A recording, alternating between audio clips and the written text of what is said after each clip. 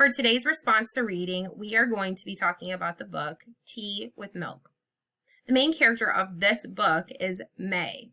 With your class, you should have filled in this diagram talking about 4 different character traits that May has. You should have listed them on this diagram here with your class. Your job independently is to choose one of those 4 character traits and write about it on this assignment you will find in Schoology.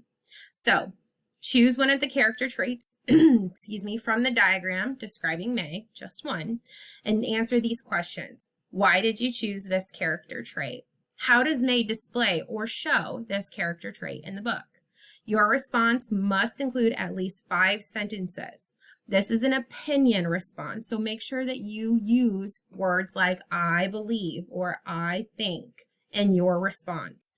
Make sure to check punctuation, grammar, and spelling before you click Submit Assignment to your teacher.